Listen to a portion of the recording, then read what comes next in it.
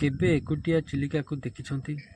ଯେଉଁଠି ପାଣିର ଶବ୍ଦ ଆଉ ମୁଁ ଆଉ କିଛି ବି ନାହିଁ। ଆଜି ମୁଁ ଆପଣମାନଙ୍କୁ ନେଇଯିବି ଏମିତି ଏକ ଜାଗାକୁ ଯାହା ଆପଣଙ୍କର ଆତ୍ମାକୁ ଶାନ୍ତି ଦେବ। ଚାଲନ୍ତୁ ଆରମ୍ଭ।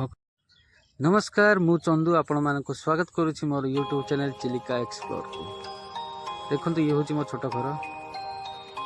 ଚାଲନ୍ତୁ ଯିବା, ଏବେ ଆମେ ଦେଖିବା ବାହାରର ଦୃଶ୍ୟ କେମିତି ଦେଖାଯାଉଛି। ଚିଲିକା ଯିବା ପାଇଁ ଏବେ ଆମେ ପ୍ରସ୍ତୁତ ହେଇଗଲୁଣୁ। ଟିକେ ଅନ୍ଧାର ଦେଖାଯାଉଛି, ଏବେ ବି ଟିକେ ଟିକେ ଆଲୁଅ ବି ଦେଖାଯାଉଛି।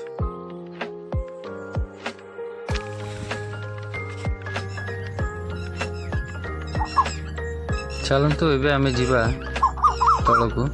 ଦେଖନ୍ତୁ, ବର୍ଷା ଦିନ ପାଇଁ ଆମ ଘରେ କାଠ ସବୁ ସଜାଡ଼ି ରଖି ସାରିଲେଣି। ଇଏ ହେଉଛି ମୋ ସିଡ଼ିରୁ, ମୁଁ ସିଡ଼ିରୁ ତଳ ଓହ୍ଲେଇ ଯାଉଛି। ମୋ ୱାଇଫ୍ କେଉଁଠି ଅଛି ମୁଁ ତାକୁ ଦେଖିକି ମୁଁ ଯିବି। ଦେଖନ୍ତୁ, ମୋ ୱାଇଫ୍ ସେ ବାସନ ମାଜିବାରେ ଲାଗିଯାଇଛି। ତା ବାସନ ମଜା ସରିଲେ ତା କାମ ସେ କରିବ।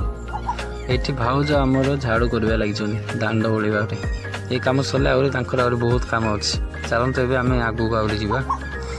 ଇଏ ହେଉଛି ଆମର ଛୋଟ ସାହି, ଯେଉଁଠି ଆମେ ପିଲାଟି ଦିନଠୁ ପଢ଼ି ଆସିଛୁ। ଏବେ ବର୍ତ୍ତମାନ ଚାଲନ୍ତୁ ମୁଁ ଆପଣମାନଙ୍କୁ ଆହୁରି ସୁନ୍ଦର ସୁନ୍ଦର ଭ୍ୟୁ ଦେଖେଇବି, ଚିଲିକାର ଦୃଶ୍ୟ।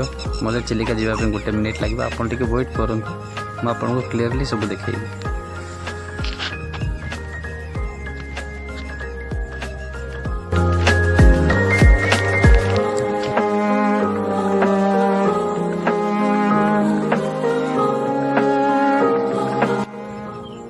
ଇଏ ହେଉଛି ଆମ ପୋଖରୀ।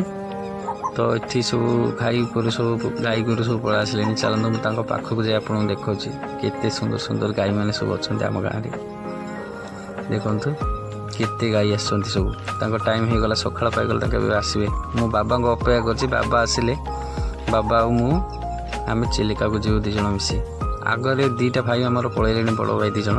ବାବା ଆମର ଆସିଗଲେ, ବାବା ଆସିଲେ ବାବା ଆଗରେ ଯିବେ, ମୁଁ ତାଙ୍କ ପଛରେ ଯିବି। ଦେଖନ୍ତୁ ଚିଲିକାର ଭ୍ୟୁ ଆପଣମାନଙ୍କୁ କେମିତି ଲାଗୁଛି, କେତେ ସୁନ୍ଦର ଲାଗୁଛି। ଭିଡ଼ିଓ ବନଉ ଦେଖନ୍ତୁ ଗୋଟେ ବାଛୁରୀ ମୋ ପାଖକୁ ଆସୁଛି।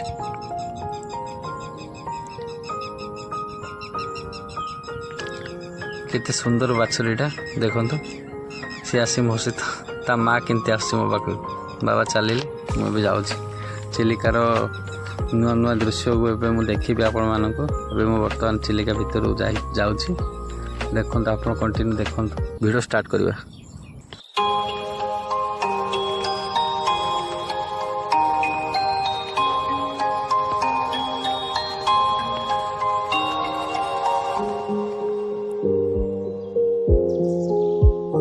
ଆଜି ମୁଁ ଆସିଛି ଚିଲିକାର ଏକ ଏମିତି ଜାଗାକୁ ଯେଉଁଠାରେ ଭିଡ଼ ନାହିଁ, ଶବ୍ଦ ନାହିଁ। ବେଳେବେଳେ ଜୀବନର ଏମିତି ଏକାନ୍ତର ଆବଶ୍ୟକତା ପଡ଼େ, ଯାହା କେବଳ ଏହି ପ୍ରକୃତିର କୋଳରେ ହିଁ ମିଳିଥାଏ। ଦେଖନ୍ତୁ ଏହି ଶୂନ୍ୟ ଡଙ୍ଗାଗୁଡ଼ିକ, ଏମାନଙ୍କ ଭିତରେ ବି ଏକ ଗଭୀର କାହାଣୀ ଅଛି। ଆଜି ସକାଳେ ଯେତେବେଳେ ମୁଁ ଏଠାରେ ପହଞ୍ଚିଲି, ଚିଲିକା ସତେ ଯେମିତି ଶୋଇଥିଲା।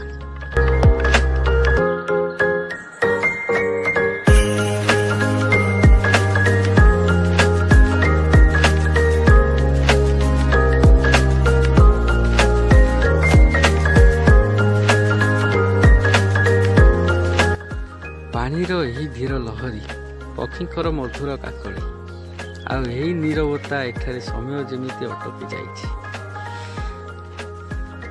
ବହୁତ ଲୋକ ମୋତେ ପଚାରନ୍ତି, ତମେ ଏକୁଟିଆ କାହିଁକି ବୁଲୁଛ? ମୁଁ କହେ, ଏକୁଟିଆ ବୁଲିଲେ ନିଜ ସହ କଥା ହେବାର ସୁଯୋଗ ମିଳେ। ଚିଲିକା, ଏହି ଖୋଲା ଆକାଶ ଆଉ ଏହି ବିଶାଳ ପାଣି ମୋତେ ଶିଖାଏ ଯେ ଆମେ ବି ଏହି ପ୍ରକୃତିର ଏକ ଅଂଶ।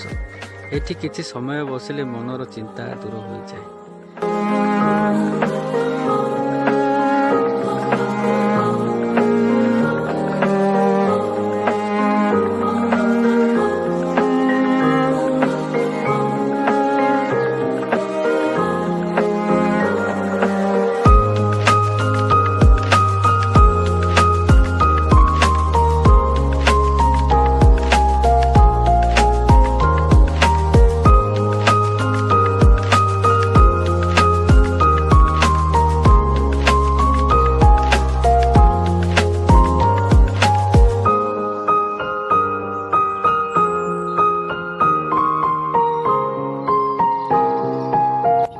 ଆଜିର ଏହି ଛୋଟ ଯାତ୍ରାଟି ଆପଣଙ୍କୁ କେମିତି ଲାଗିଲା ମୋତେ କମେଣ୍ଟରେ ନିଶ୍ଚୟ ଜଣାଇବେ।